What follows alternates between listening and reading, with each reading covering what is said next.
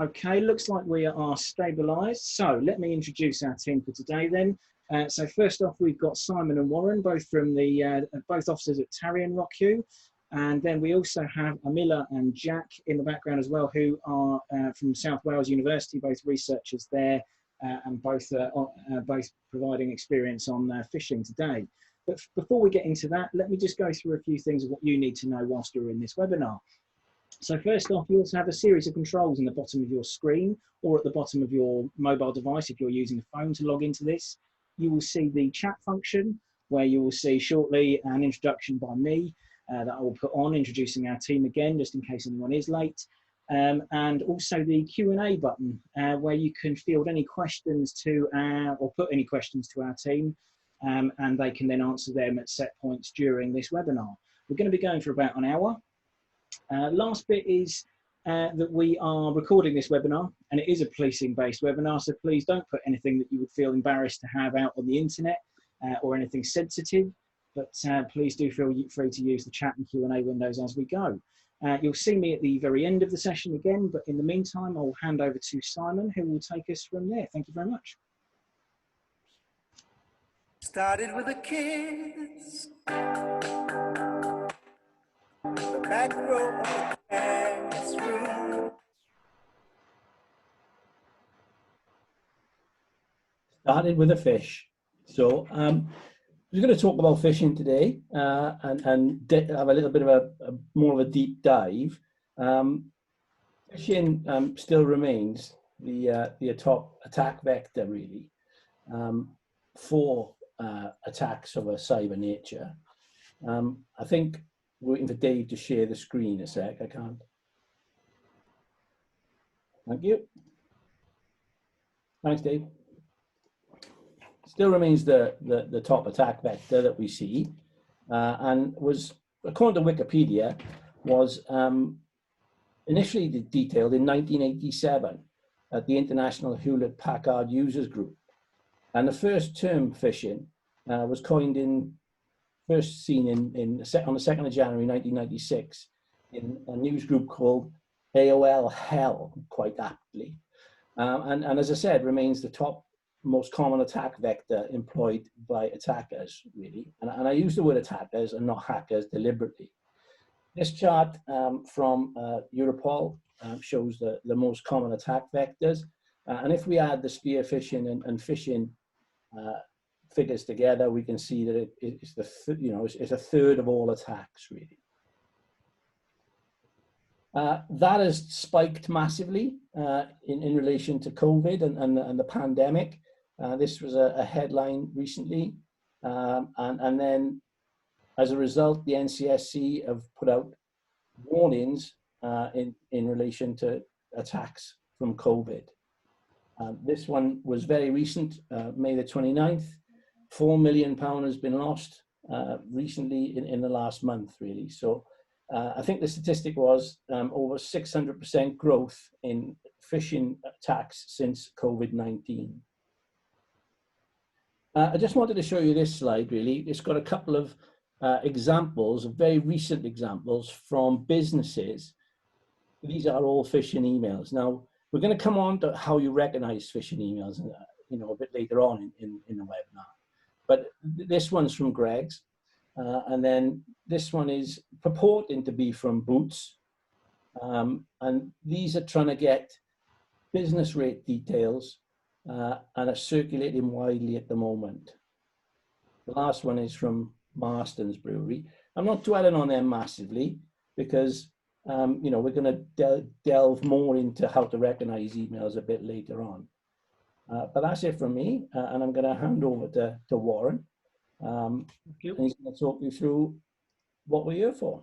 Yeah. Good morning or good afternoon, even. Amila, if you take control of the screen, because I'll just give the viewers a quick background to the not to phish vision. Was that you've seen that phishing is the main attack vector which you will face, especially in an SME.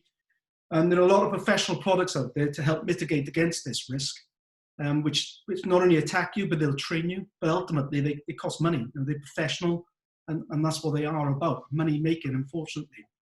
So a lot of SMEs, it was out of reach to them. and the unfortunate fact is, a high percentage of SME, once you've had a high level of a high level cyber attack, you might never recover, and that's a fact. So the vision was to create a free phishing platform, attack and training for SME. So obviously we couldn't just magic that up. So we had to have partners to deliver this vision. So obviously ourselves in Tarion, the ROCU for Southern Wales. And then we've got a great partnership already with the University of South Wales, the cybersecurity department within that unit, within the university. And crucially, volunteers from the University of South Wales, Miller and Jack are both volunteers, professional volunteers, and then we also have student volunteers from the faculty. And then thirdly, we had to have money. So we approached the Welsh Government. The Cyber Resilience Grant was available to apply for, and we received £20,000 to deliver a phishing platform for SME in Wales.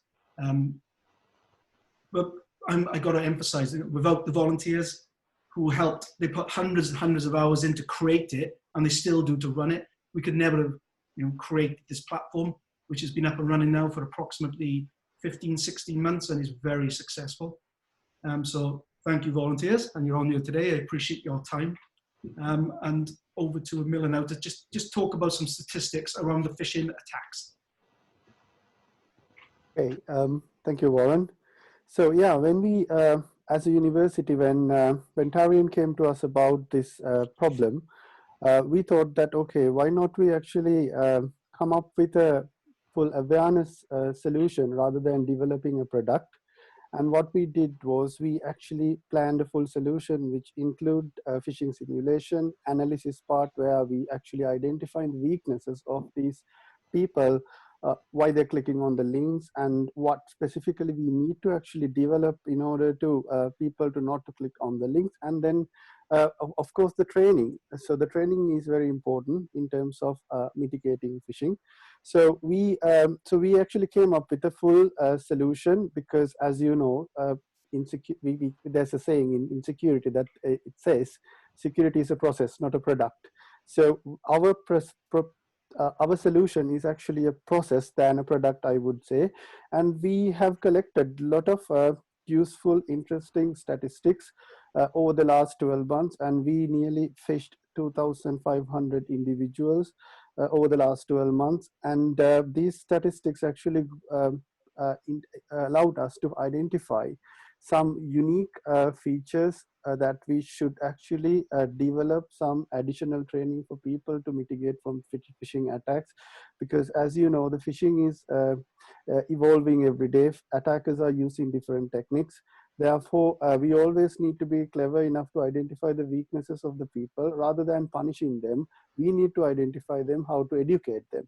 So I will actually show you a couple of statistics that we have identified through running these campaigns. And then after that, you will actually see how our training platform also works. So based on our statistics so far, we have identified that nearly 20% of the SMEs in Wales are vulnerable for phishing attacks. So you might be wondering, right, it's just 21%. But 21% is actually based on the current statistics, and it is slightly lower than the national statistics, which is 22-23%.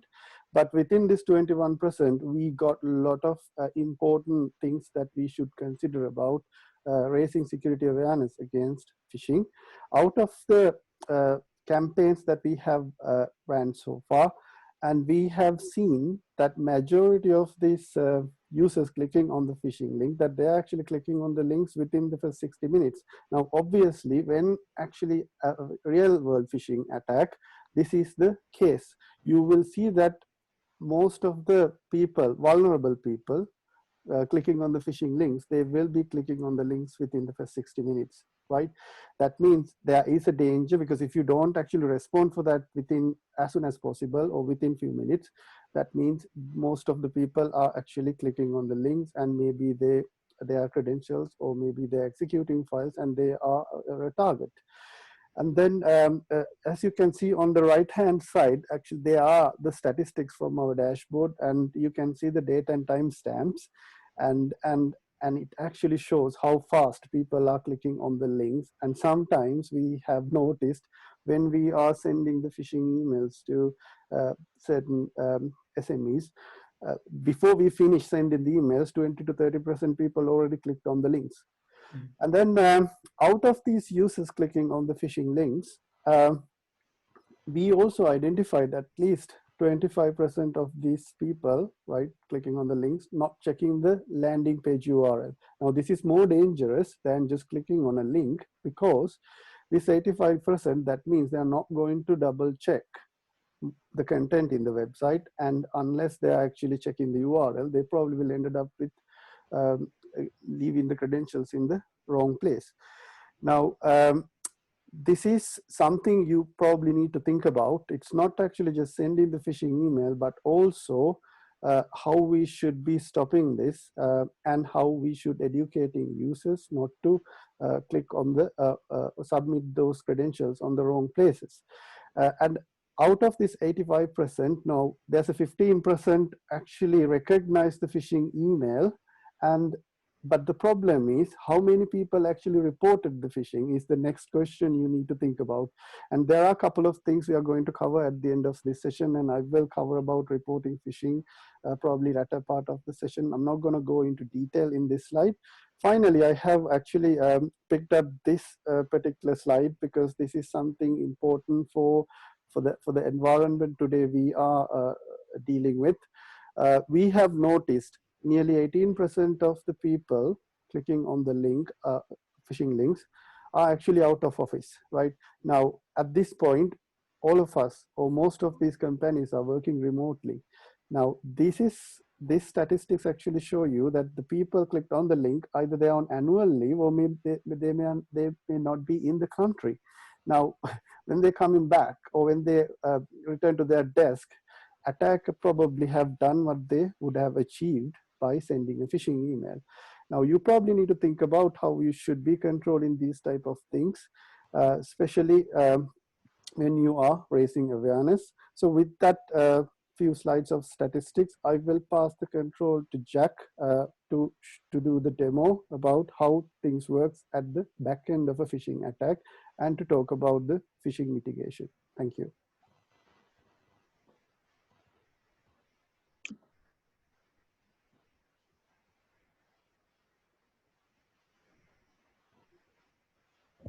Okay, Jack, it's ready for you.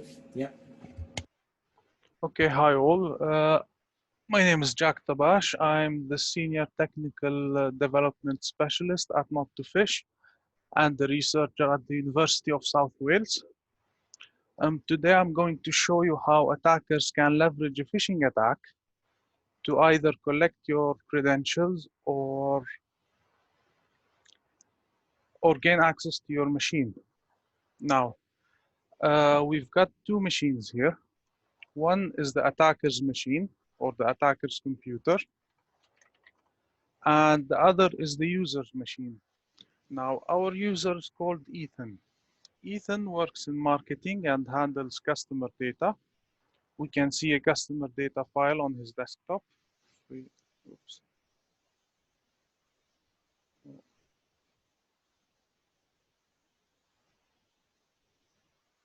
If we look into that, we can see first name, last name, email address. Ethan also banks with Not2Phish Bank. So the legitimate URL for Not2Phish Bank is not2phish.bank. And now we can see the login page for Not2Phish Bank. Just like any other bank, we can see that the page is secured with HTTPS. We can see the padlock sign. Your connection to the server is encrypted. All looks good. So during this pandemic, Ethan has been working from home. Ethan woke up one morning and he went to check his emails. And he found this email claiming that his bank account has been locked and asking for further verification. So some of the indications that show that this is a phishing email, we can first see the email address it has come from, which is @secure mail notifications, which is not the legitimate domain for not to phish bank. We can also see that it's asking Ethan to click on a link. And whenever we hover the mouse over the link, it shows not to phish.verysecurebanking.com, which is an illegitimate domain designed to steal Ethan's credentials. Now, what will happen if Ethan actually falls for it and clicks on the link? We can see that the attackers have cloned the bank's login page. Now, some banks do implement protection against cloning. However, this can be bypassed and attackers can still clone the page. We can also notice the URL. It's still not to phish.verysecurebanking.com, which is not the legitimate URL. We can also notice the padlock sign telling Ethan that this site is secure and your connection to the server is encrypted. Now, Ethan does not notice all these signs and indicators and goes ahead to log in.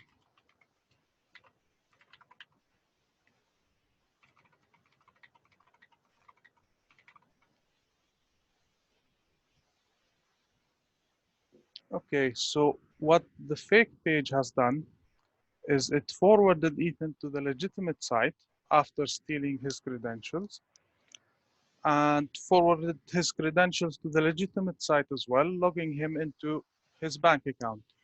So from Ethan's side, everything looks normal. Now let's have a look at the attacker's side.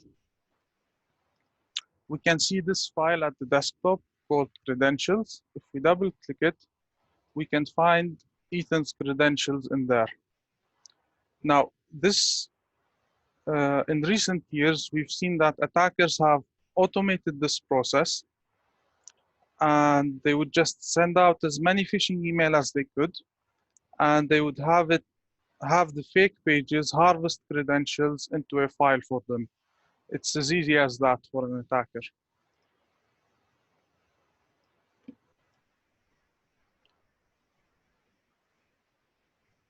Now, Well, Jack, can I stop you there? We just had a question Q&A just to bring it up while we're still on the topic. The question is, what techniques do companies use to stop site cloning? I believe some companies use JavaScript, which can still be bypassed from the client side. Other companies use obfuscated code on the web pages. Yes, Amila. Yeah. Well, to add what Jack mentioned, so there is something called in the website that you can modify called robot.txt, right? In the robot.txt section, if you could actually include certain directories to not to crawl, all the legitimate crawlers need to actually follow that robot.txt section because that's what the RFC states. So that is the most standard way that you can actually stop your web pages being crawled. But if somebody's actually been trying to crawl the website in an unauthorized manner, I think what Jack suggested is the best solution to go with. But in the practice, blocking the robot.txt content through the robot.txt page is the best thing to do. Great, thank you. Okay, I hope that answers the question. Okay, now we're going to look at our next phishing email or our next email in Ethan's mailbox. And it's come from the World Health Organization. And as Simon highlighted, we've seen a spike in these since the beginning of the pandemic. So the email is pretending to be from the WHO, and it's asking Ethan to open an attached document to help, that includes instructions to help protect against COVID. Now we can see a few indicators. First of all, it's not coming from the WHO's domain. Second of all, it's It's a Word macro attachment. So let's have a go and see what will happen if Ethan clicks on the attachment. So it's a normal Word document. However, the content is blurred and it reads out the following document has been secured. To view its contents, click Enable Editing, then Enable Content. So Ethan, not aware of these phishing techniques, goes ahead and clicks Enable Editing and then Enable Content. And as expected, the document revealed its content. It has some advice on protecting against the spread of COVID-19. However, in the background, on the attacker's side, we can see that a session has been opened. This means that Ethan's computer has connected back to the attacker's computer through background code that ran when Ethan clicked on Enable Content. Now, that from here, an attacker can easily access Ethan's desktop. Now, if we remember, Ethan's desktop contained the customer data file. So if we list the files on Ethan's desktop, we can see the customer data file here. Now, all an attacker has to do to access the file is download customer data. And the file is downloaded onto the attacker's computer. We can now open it and we can see all the customer's data. At this point, the attacker can leverage this data to do more damage to the organization. The attacker can possibly delete the file of Ethan's desktop. I mean, they have full access to his machine and they can do whatever they want. Okay, that's the end of my demo. I'm now going to talk about mitigating phishing attacks. So if we could go back to the slides, please.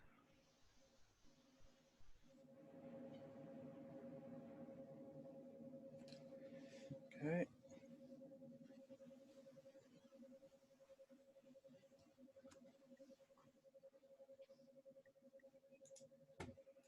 Okay, thank you. So mitigating phishing attacks, we would recommend a defense in-depth approach or a multi-layered approach to phishing mitigation. So you should have a spam filter in place. You should have multi-factor authentication in place. You should also have user awareness training in place. And there are other protections such as DNS records, such as SPF, DKIM, and DMARC that can be set up to help protect against phishing. So here we have an example from the NCSC. 1,800 emails were sent to a company during a certain phishing campaigns. 1,750 emails have been caught by the spam filter, and 50 emails have managed to land in users' inbox. 36 emails were ignored by users. They haven't opened them or they were too busy. 14 emails were clicked, launching a piece of malware. 14 emails were clicked, launching a piece of malware. 13 of which were stopped by the antivirus installed on the user's machine. And one instance of malware managed to make it through in this example.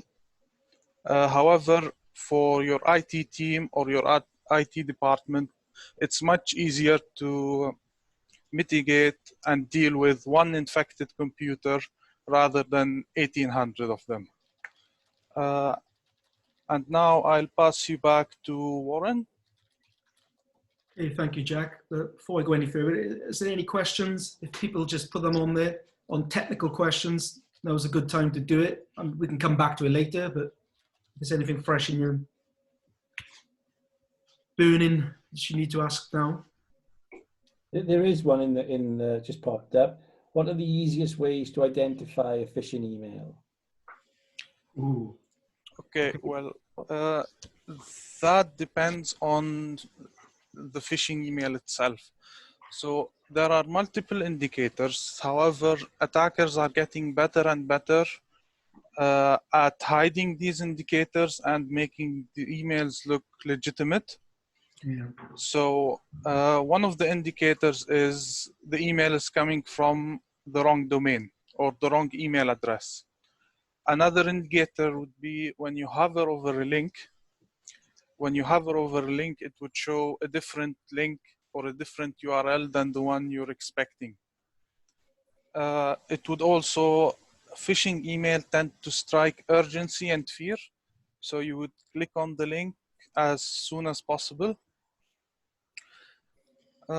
Moreover, in our training, we do actually have an interactive training bit that shows you what are the top indicators. And that is also shown in our poster, shown on the screen now. Yeah. Would anyone like to add something? Yeah, I think Jack basically covered the key points, but I think what you need to look at is attackers are actually clever in terms of developing techniques, but what we have noticed in the past is what they actually exploit is the human weaknesses, right? Therefore, rather relying on 100% technology, you need to actually look at how we should be overcome these weaknesses. People got things like urgency, right? And then impatience and things like financial worry, those type of things. And especially now these days, now everyone is actually talking about COVID-19 related things, and things like funds and getting loans and other stuff and mortgages. So those type of, you need to actually think about that. If you receive something, especially like a phishing email, first thing you need to look at is this indented to me, or is this actually something I should be receiving before you do anything. And then if you're not quite sure about that, the first thing you should need to do is, if you know that came from your bank or maybe from your office or from your manager or anybody, you need to actually, you can actually verify that with them, right? And then if it is not legitimate, you can ignore it rather clicking on the link, really. Fantastic. Yeah, Go on, Warren. I was just going to say it's a good point, Miller, and part of our, like, the way we do this and push this product out is, for me, if you can get your staff to have a suspicious mindset, you're going to better protect your network. Ultimately, it's better to be suspicious than curious. That's the way. That's what I would say. A couple of other things have popped up in the chat. WHO example used legitimate email address because they were not using DMARC. Okay, so if I might explain that one, if we can go back to the previous slide, please. Oh, one more, yeah. So basically, DMARCs stops attackers from using your own domain to send out phishing emails. So even if you own a domain, it is still possible for someone else to use that domain to send out phishing emails, unless you've got DMARC set up properly. So you can find guides on how to set up DMARC on the Global Cyber Alliance website, and the NCSC has a comprehensive guide. We have another question on... Yeah, there's a couple of questions, yeah? Yeah. Start at the top. Are the Not to Phish website and resources available to non-Welsh organisations? I think it's for Warren to answer. Well, anyone can go onto our website, obviously, from anywhere in the world. Obviously, this is on the internet. At the moment, because of the grant funding, essentially, it restricts us at the moment to attack the whole platform, to attack and train only organisations in Wales at the moment. However, we're working on that now, and hopefully we'll be able to get the training part out to everyone for free shortly. But at the moment, the answer is no, but we're working towards it. But the resources on our website are always available. The resources on our website are all up to date, and most of them will obviously link into the National Cybersecurity Centre, obviously being the national leads on cybersecurity.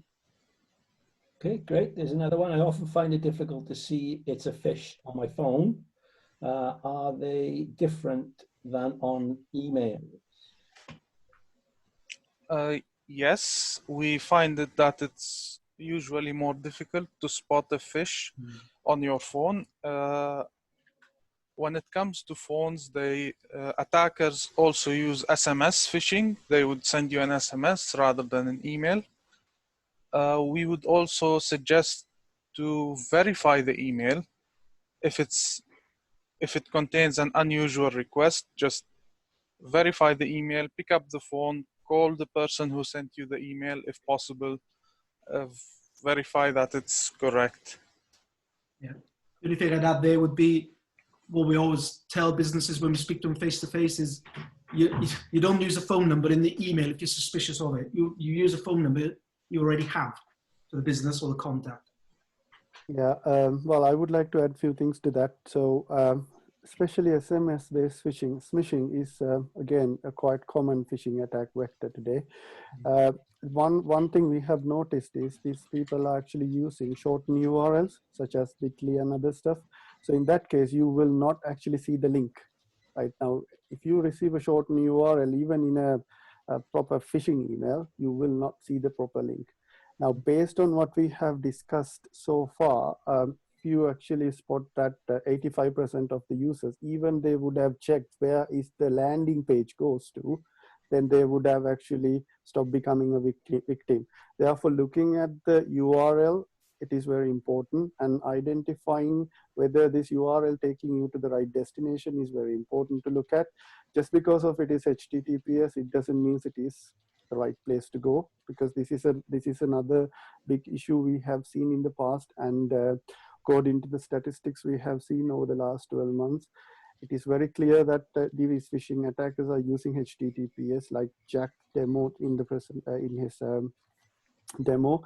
So it's not very difficult to have a HTTPS based phishing website today because of the techniques and capabilities available, such as Let's Encrypt. You can easily generate a HTTPS based phishing website and appear to be legitimate unless you check this URL whether it is taking you to the place it should be going to. It is I think it is very difficult for the user to then just take a decision based on by hovering over the links in at least 40 to 50% of the cases, I would say. Just picking up on that from me, are there shortened URL checkers, Amila? There are, but the problem is, I think, Simon, if you actually talking about the public, general public, it's checking that shortened URL and clicking on the link is, we don't have even a 1 second of time. So it's always, I think it's better to people to look at the URL where it is landing to before they do anything else, I would say. I agree.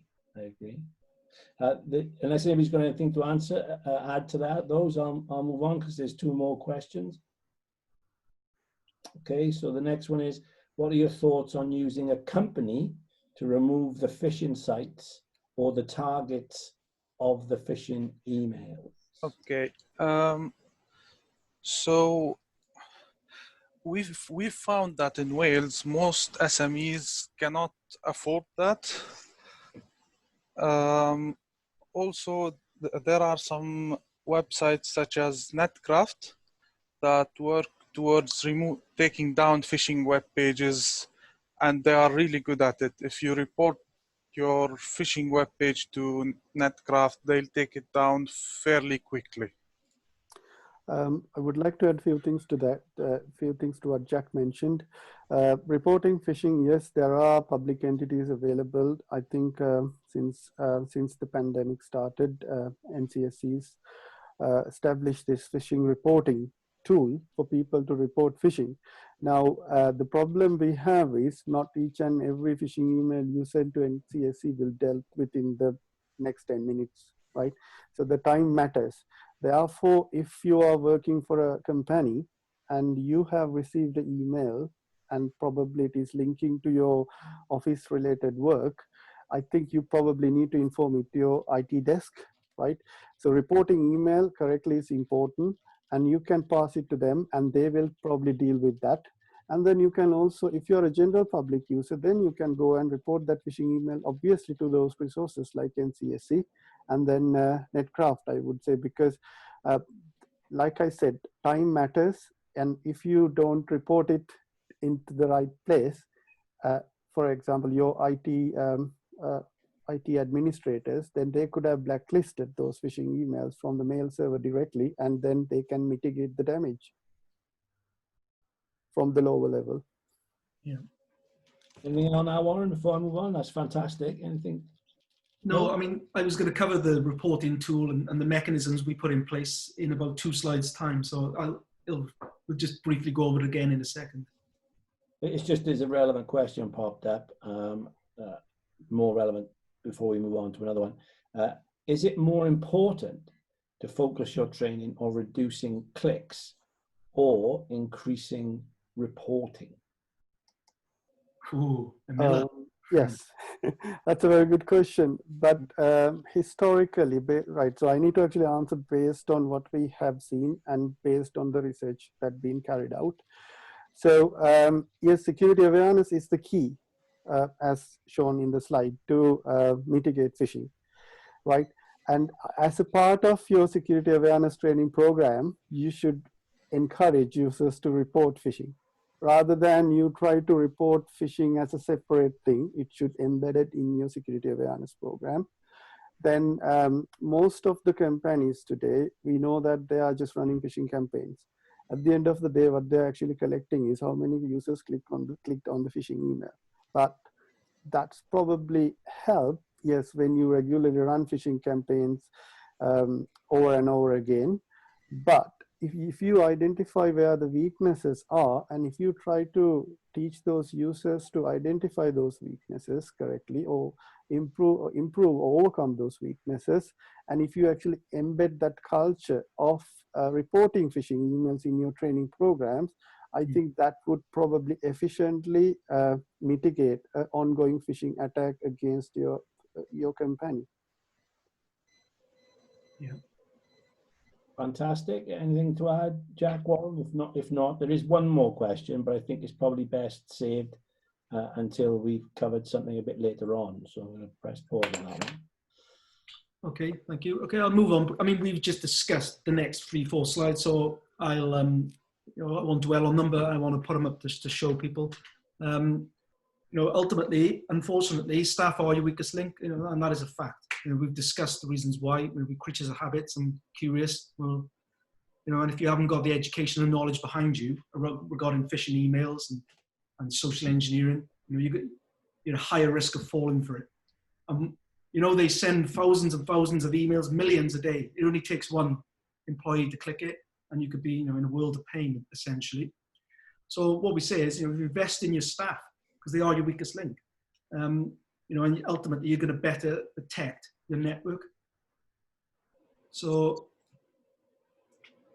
I mean, when we sign up an SME, it's free, obviously, but this data protection forms, processing agreements, we need to sign in. But several weeks before we start the attack phase of the platform, the phishing email, we asked them, as Amila says earlier, we asked the companies to set up an internal policies and procedures and a reporting of suspicious emails, obviously an email address, but policy and procedure in place so staff are aware of it, and then obviously tell their staff about it, so that when we come to doing the attack, this should be fresh in their mind when you think about it, right? So that, and then the ICT people, whoever they are, they then should be reporting in to the National Cybersecurity Centre suspicion email too. I think we alluded to that earlier, Miller. So that is hopefully set up several weeks. We asked for this to be set up several weeks prior to the attack. And then you've seen this poster already. This is the common indicators of phishing, which, as Jack said, we'll put up on our resources page on the website so anyone can download this. and we've already discussed what the common indicators are. We asked these to be placed, prominently in staff room, for example, or canteen, like I said, several weeks before. So you think about it, we're attacking when these are fresh in people's mind. So the stats later on might surprise you, or the ones we've had earlier, bearing in mind 22% still clicked when we sent an email. And the emails we are sending, they're not complicated. So, it's a worry. It just proves that education is key.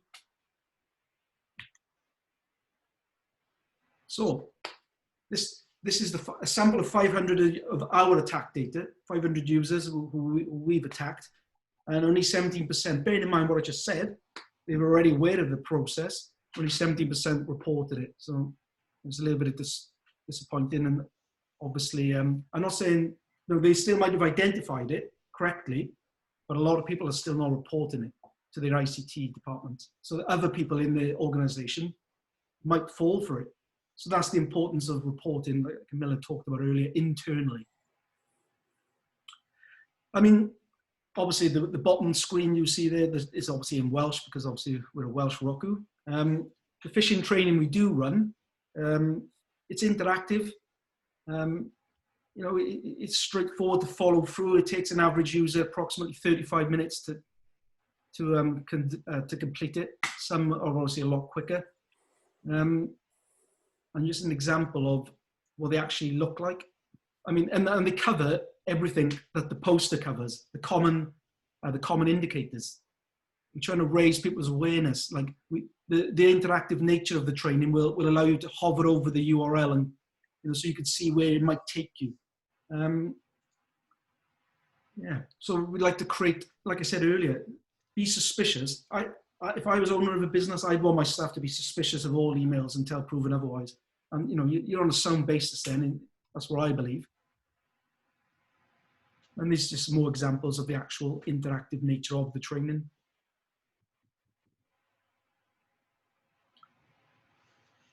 And that's basically a quick whiz through. The way the training works when we set up the platform very quickly is those who fail they are automatically enrolled onto that training. And then we ask, obviously it's not up to us, but we ask of the SMEs, the managers, then to gain compliance of the staff who have failed, because some companies unfortunately think, oh, it's the attack, the phishing attack is the main part. It's not.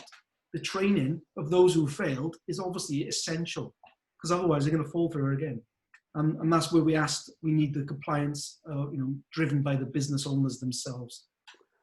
Yeah, I would like to add a few things to that, Warren. So is it all right to go ahead? Yeah, of course you can. Do you want me to go back? Yes, please. Yeah, oops.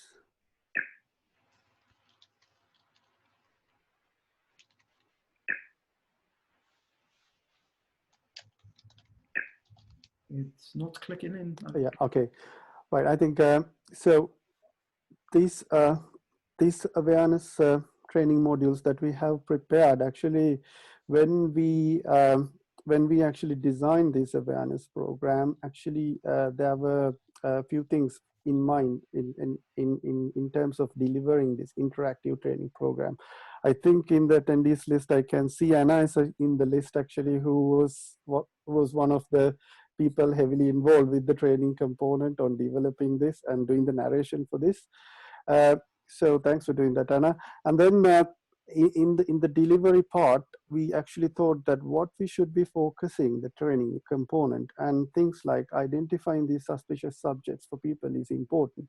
And then rather than just reading through the content, we actually thought, why don't we create an interactive inbox for users to go and check emails as normal that they do, and then identify these suspicious email addresses, and then also to look at the links in the phishing email body, and they can go and do hover over things, and then they can also look at things like attachments in the things and before they click and download things. So this interactive training actually covers wide area. Within 35 minutes, actually it covers key things that people need to know, how to identify a phishing email and what to do when they identify phishing email, because as you can see, the slide on the top, the screen, it actually show the user to encourage that delete the phishing email if they have recognized it as a phishing email. But obviously in the training, we also encourage the user to report email once they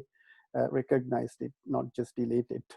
And then with that note, again, the knowledge base covers the key elements that people, if somebody doesn't know how phishing actually occurs, the most generic methods, our knowledge base actually covers that information. For any general public user, you can go and have a look what our knowledge base got about phishing. And then this is a very important slide, I guess, from my view, because phishing, the biggest problem we have is no matter how much of sophisticated technology we have today, why we can't stop phishing, right? As you can see, the situation is really complex, right? Because phishing is not actually just happening via phishing via emails. It can come as phishing, which we actually discussed, can actually happening via over the phone calls, which we call phishing, and then it actually linking to various vectors, right? And then if you take a look at how the technical approaches linking to these phishing attack vectors, it's really complicated scenario, right? As I said, if we are trying to rely on technology in terms of defeating phishing, this is not gonna be 100% successful, right?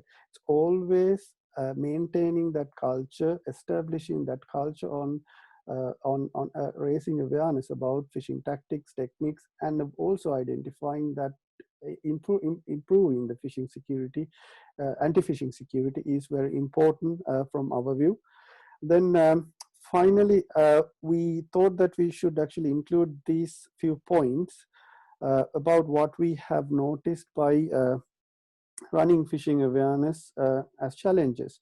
Now, it is very important the management to support to the security awareness program. It's not just phishing, but also for any task. If management actually supports for that, then their employees will follow that. Therefore, when we ran the phishing campaigns and when we send the list to the SMEs, and we have noticed some companies did really well because the management actually pushed this as a operational requirement, and there some people actually included that this as a policy requirement, and certain people also came up with some unique phishing reporting email addresses to report phishing, because that's something we could say that we happily contributed for those companies, because when we asked that have you got a way of reporting phishing, especially considering SMEs, they don't normally have a proper phishing email address to report, and what they normally do is just dial a number and call to IT help desk, but I don't think it is the right way to do always. So having a registered email address and publishing it in everywhere, and maybe informing to employees how to report emails is very important. And management support, once again, as I said, should be embedded in this entire program. And then and finally, I would like to highlight that this is as a challenge. I think I saw this one came as a question on the questions list as well. Now, why can't we actually run a phishing campaign with a credential harvesting techniques? Now, yes, this is a big discussion we always had to have with our SMEs in the past. So there's a bit of a going backward thing about, oh, how about our employees got to know that their credentials been is hosted in somewhere else? But the problem is, in a real world phishing attack, this is what is happening, right? And due to GDPR reasons and due to privacy reasons, we normally don't run these type of phishing campaigns, but we can do if the employer is happy for us to do. And this is a big discussion actually happening within these phishing products as well. Especially if you have a phishing simulator internally in your company, yes, then you can probably use it, but especially a product like not to fish. This is a very, I think this is a very unique challenge that we have seen. And if anybody is, I think, is want to is trying to do a phishing attack, I would say that they would rather thinking about these type of things as well, rather just putting their things into backward, always telling that we should not be actually doing credential harvesting, because as I said, remember that 85%, right, is a critical component in your company, right? That means those people anyway, or most likely, is going to put the credentials in the phishing websites, and then probably identify who exactly is going to do that, and then probably raising the awareness for those people is very important from my view. Great. Thank you very much. Is this a good place to pause, or do you want to go on, Miller? I think we have covered the points from my view. Is there anything you would like to add, Warren? No, not at all. Yes, we got a couple of questions. The one that I paused earlier on, is there a limit to the number of users on the Not to Fish platform, which Jack answered via text. We normally fish around 100 participants, staff members, normally when we run phishing campaigns, so that one's answered. And then there's a couple more. I'll pick them out, not in any particular order. Should I tell my staff that I will be running phishing tests, or keep it a secret? How will it affect the trust that my staff have in me? That's the first one. I'll answer that, and obviously feel free to jump in, folks. If it was me, I wouldn't be telling them personally. However, like I said earlier, that part of the agreement we have is that you put that poster up prior, and you create that reporting phishing tool. So if you're a suspicious employee, alarm bells should be ringing, but you have given prior warning. But the important thing is, and I need to answer that here right now, is a member of staff who falls for the phish, they are not to be punished under any policy or disciplinary HR procedure. It's not about that, because if you do that, the chances of that employee then report, and others who work with them, because everyone will know about this, ever reporting it, that they've clicked the link. The early reporting to ICT, if they've identified it, is absolutely essential, and I'm sure Miller and Jack will agree here, technically, to mitigate the fact that you just clicked it. So if you're punishing people, they're going to, oh no, I don't want to say anything. So I just wanted to make that clear, in my opinion, and I think it's policy, it's regarded as industry practice. This is education tool, not punishment tool. Cool, thank you. Amila, Jack, anything to add? Or are you happy for me to move on to the next question? Yeah. Great. I'm okay. all right. Fantastic. What obligations do service providers have to remove phishing sites once reported to them? Right, I think I can answer for that question into a certain extent. Maybe Warren can support me, because Warren as a regional organized crime unit, obviously you guys got better visibility than what we can see.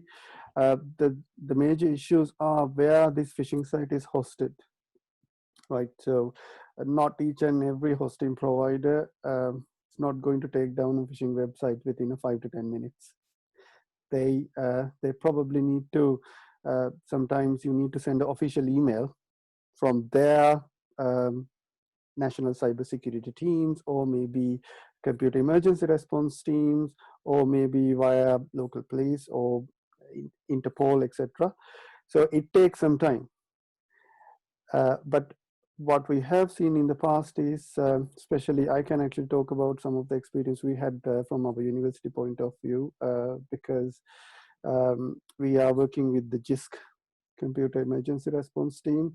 So they were quite responsive with us in terms of dealing with, but if the phishing website is still hosted in somewhere like outside of UK, obviously outside of the legislative area, especially things like Korea, Russia, and those type of countries, then they have a different legislation. Then it needs to channel via a different path.